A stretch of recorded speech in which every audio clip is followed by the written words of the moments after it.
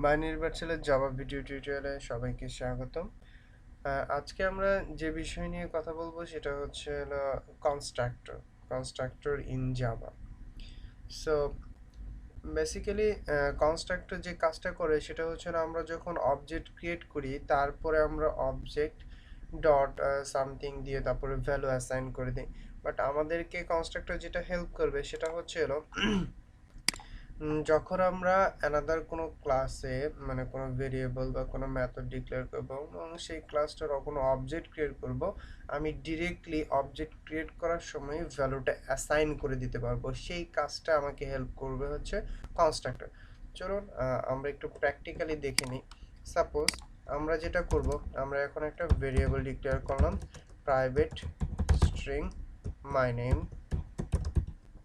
Okay, my name.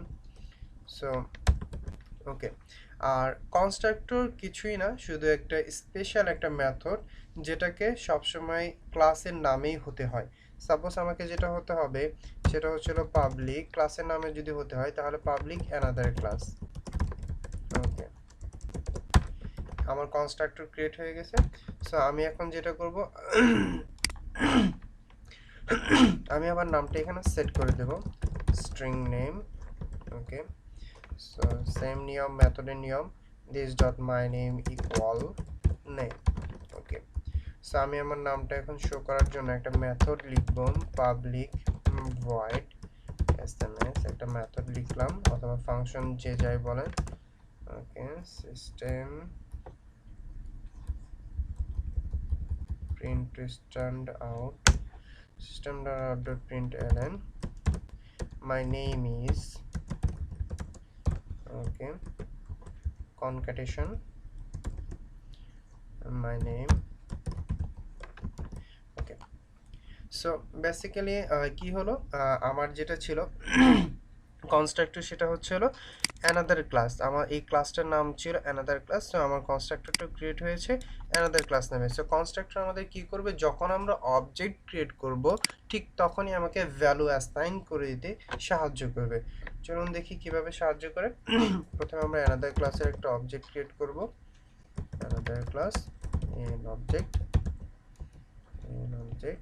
Okay, new another class. So যেহেতু আমি এখানে কি করেছিলাম যে একটা প্যারামিটার পাস করেছিলাম, সো সেটা ছিল স্ট্রিং নেম। সো আমাকে যেটা করতে হবে সেই নেমটা আমাকে এখানেই অ্যাসাইন করে দিতে হবে এই প্যারামিটারের ভিতরে। সো আমি আমার নামটা অ্যাসাইন করে দিলাম এমএইচ আবিদ।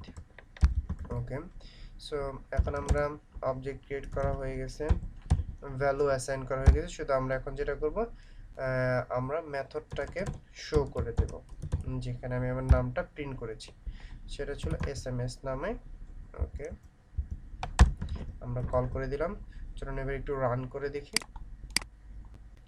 দেখুন এখানে চলে আসছে মাই নেম ইজ এমএইচ আবি। সো কনস্ট্রাক্টরের কাজটা কী ছিল তাহলে আশা করি সবার বোঝা গেছে। কনস্ট্রাক্টর একটু খেয়াল রাখবেন, কনস্ট্রাক্টর কিছুই না, শুধু একটা স্পেশাল একটা মেথড যেটাকে হতে হয় ক্লাসের নামে। আর এখানে কোনো রিটার্ন টাইপ থাকে না, যেমন ভয়েড অথবা স্ট্রিং এরকম কোনো কিছু থাকে না, জাস্ট পাবলিক ক্লাসটার নাম। আর এখানে যেহেতু আমি একটা প্যারামিটার পাস করেছি সেটাকে এখানে লিখেছি এবং সেটাকে এখানেও কল করেছি, ভ্যালুটা সেট করে দিয়েছি। খেয়াল করবেন যখন আমরা অবজেক্টে ক্রিয়েট করেছি ঠিক তখনই আমরা ভ্যালুটা অ্যাসাইন করে দিলাম, আমাদের কাজটা আরও সহজ করে দিল constructor. Okay, thank you so much for being with me. সাথে থাকুন, আর যদি কোনো বুঝতে কোনো সমস্যা হয় আমাদেরকে কমেন্টের মাধ্যমে আপনি জানাতে পারেন। ধন্যবাদ।